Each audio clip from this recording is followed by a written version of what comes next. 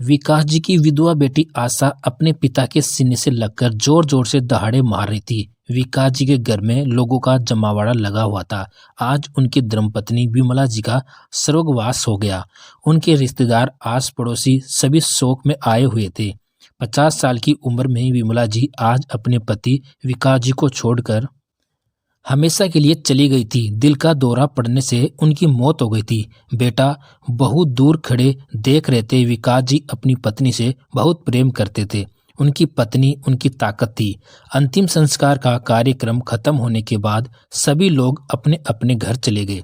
उनकी बेटी आशा, जो शादी के कुछ साल बाद ही विधवा हो गई थी, छोटे छोटे नाती नातिन हैं। विमला जी अपनी बेटी की तरफ से बहुत दुखी थी, क्योंकि भरी जवानी में ही बेटी का विधवा होना माँ बाप के लिए किसी सदमे से कम नहीं होता। उनके मरने से एक दिन पहले बेटे और बहू ने घर में बहुत कलह किया था। उनकी बेटी के ससुराल की आर्थिक स्थिति ठीक नहीं थी। कमाने वाला कोई नहीं था।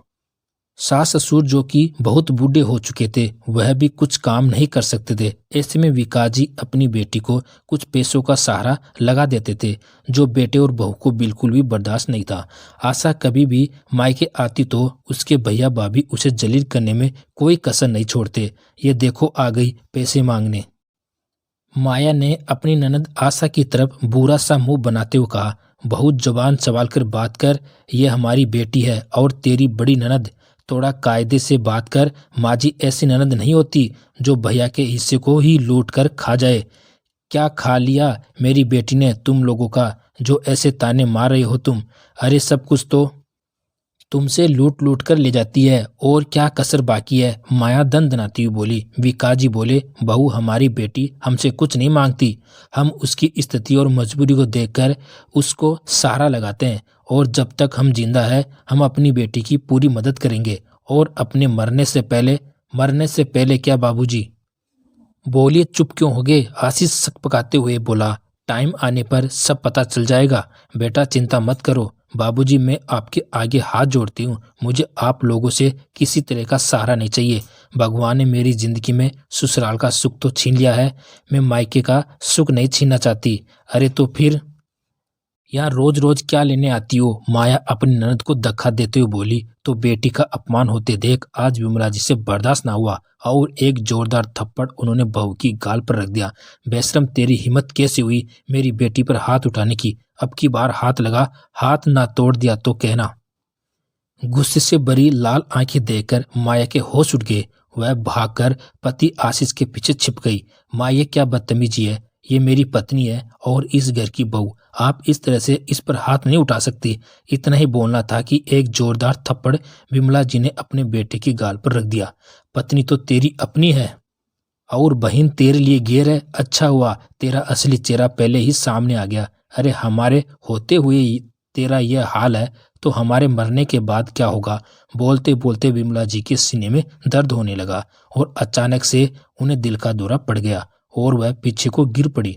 विमला जी की ऐसी हालत देखकर आशा और विकास जी घबरा गए। वह जल्द से जल्द उन्हें हॉस्पिटल ले गए, लेकिन हॉस्पिटल पहुंचने से पहले ही रास्ते में उन्होंने दम तोड़ दिया। सास के मरने की बहू को बहुत खुशी हुई, क्योंकि विमला जी बहू का सामना करती थी और घर में भी विमला जी की चलती थी। बेटे ने भी कोई दुख नहीं जताया। बेटी जिसका रो रो कर बुरा हाल था। कहते हैं बेटी के लिए माँ और माँ के लिए बेटी होना बहुत जरूरी है, क्योंकि सुख दुख में बेटी माँ के काम आती है और माँ बेटी के काम। किस्मत की मारी आशा ने पति के साथ साथ आज अपनी माँ को भी खो दिया।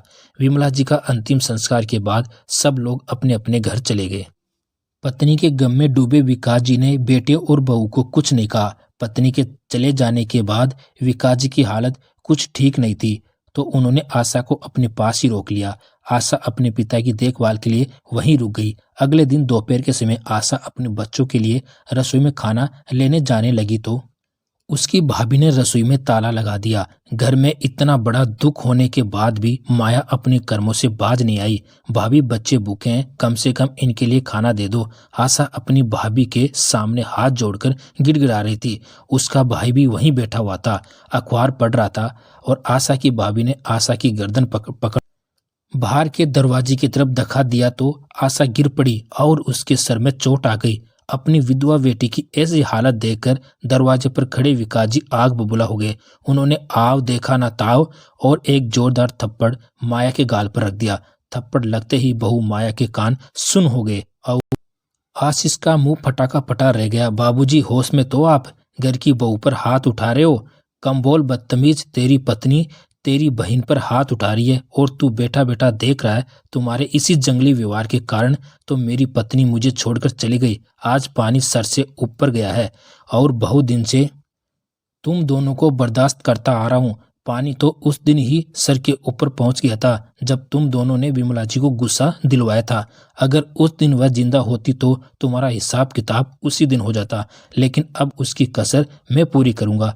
तू उस दिन पूछ रहा था ना कि अपने मरने से पहले क्या करोगे, तो सुन। मैंने अपने मरने से पहले अपनी आधी संपत्ति अपनी बेटी के नाम कर दी और आधी किसी अनाथालय में दान कर दी। जब तक मैं जिंदा हूँ इसी घर में रहूंगा और मरने के बाद यह घर किसी गरीब बेसारा के काम आएगा। तेरे पीछे मैंने बहुत खर्च किया, तुझे पढ़ा लिखाकर कामयाब बना दिया। तेरे लिए वही बहुत है। अब तू अपना कमा और खा। पिता की कमाई पर तूने बहुत ऐश किया। अब मेरी कमाई हुई दौलत की तुझे एक फूटी कौड़ी भी नहीं मिलेगी। जिन लोगों के अंदर रिश्तों की मान मर्यादा ना हो, ऐसे लोगों के लिए मेरे घर में कोई जगह नहीं है। विकास जी ने बेटे और बहू का हाथ पकड़कर उन्हें घर से बाहर निकाल दिया। आज अपने ही किए की सजा दोनों भुगत रहे हैं। अगर आशीष ने आज भाई होने का फर्ज निभाया होता तो शायद घर से बेघर होने की नौबत ना आती। तो दोस्तों, कहानी कैसी लगी कमेंट करके जरूर बताना। आपका धन्यवाद।